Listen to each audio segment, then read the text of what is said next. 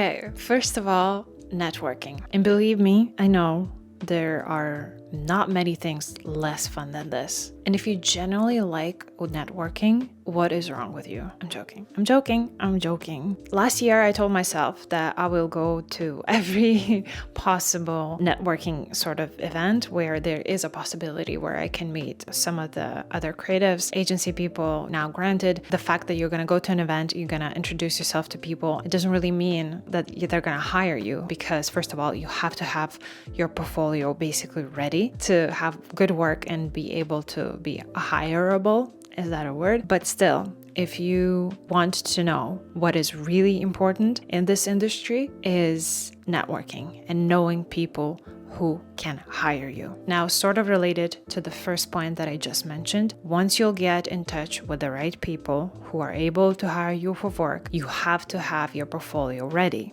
right? So you'll have to figure out a way to consistently shoot personal work. And what I mean by that is you'll have to set up creatives by having also a certain client in mind. And that will help you to build your portfolio, to show your style, and actually also kind of start building your distinct style as well. Because people are mistaken. Like when you see photographers' social media accounts or even websites, you think that that's all client work. And a lot of the times, like for some photographers that is the case, but there is a lot of photographers who more so show their personal work than their client work. Rarely, especially in the beginning, it aligns that way that your client work is exactly the style and the vibe that you want to showcase. So that's the reason why you need to make sure you're shooting personal work. Okay, so what you'll need next, once you'll have all of your work ready to showcase, is a fully functioning and easy to navigate website. And here's where today's sponsor will help you. Hostinger Website Builder is super intuitive and easy to use. It allows you to create a portfolio with pre-made templates. You have so many different great options to fit your brand style. It also offers powerful drag and drop tool, which makes the whole process of arranging items on your website quick and easy. Now, if you would like more scalability, then you'll have an option to use Hostinger with WordPress, allowing you to have even more customization based on your preferences. Also, not to forget, it is SEO friendly. So what makes Hostinger so special? Well, it is all-in-one hosting service. They have free email, 100 gigabyte SSD storage, extremely fast servers, free weekly backups, free domain, and if you're moving over from somewhere else, a smooth onboarding migration. And those are just to name a few. And not to worry, if for some reason you won't be satisfied, they also have a 30-day money-back guarantee. Use this limited time deal to get an additional discount of 10% of all yearly plans with my code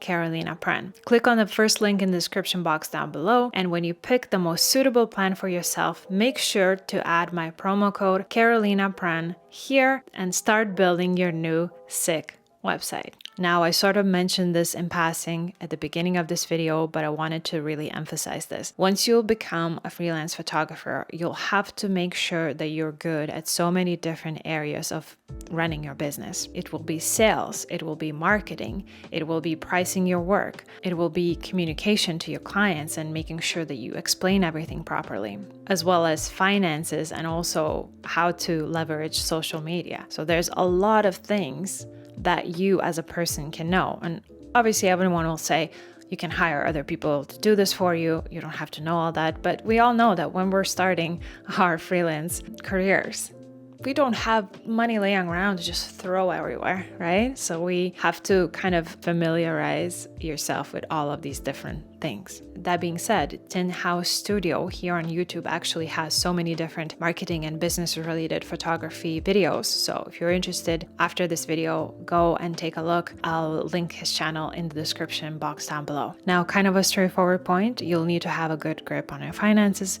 Some months are going to be busy, you're going to be making money. Some months are not going to be as busy. So you just need to have set money aside. And that's kind of straightforward, right? But what I feel like isn't as much of a straightforward point is people thinking that they have to upgrade their gear just because they're professional photographers. They have to get all these new releases and stuff like that. And that's just not the case.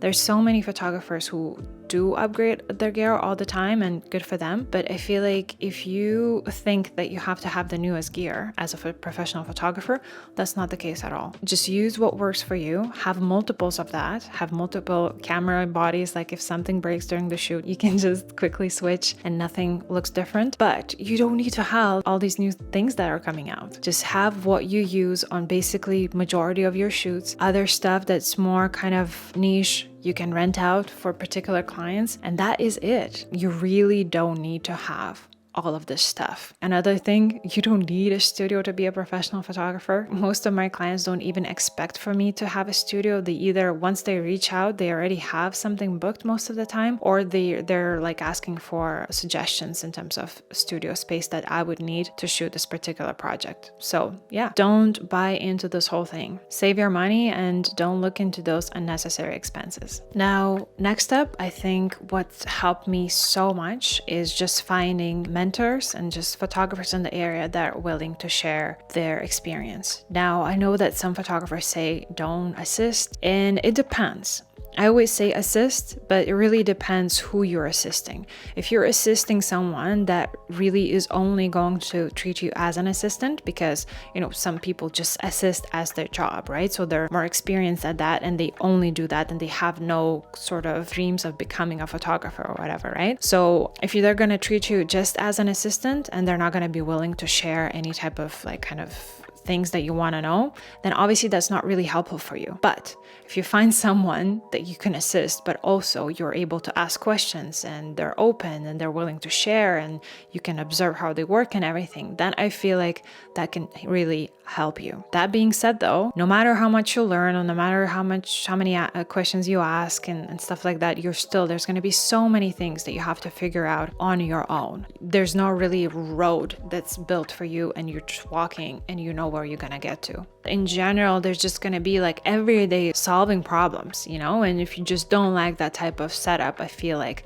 that might not be for you. For me personally, there's plenty of things that I don't enjoy while running my photography business. I don't enjoy emailing all the time. I don't enjoy, invoicing people. I don't enjoy doing my taxes. I don't enjoy retouching even most days. But I am okay with doing these things and having autonomy on my life. No matter how many things I don't enjoy, just the fact that I'm able to pick up the camera at the end of the day and take photos as a job is still really cool to me. So that's why I do it. And another few things, just make sure that you have a solid contract. You make sure that if you're I know that particular clients will not pay deposit, but if you're able, get deposit before the shoot. If they reschedule or cancel, you're always covered. And make sure to get an insurance for your gear. Since I got mine, I feel like I had this peace of mind. If something happened, I'm covered. I feel like it's just another one of those things that kind of helps me to be less stressed out while running my business. If you want to shoot more personal work, stuff that I mentioned in the beginning of this video, maybe check out this video. It'll help you to see how I do it.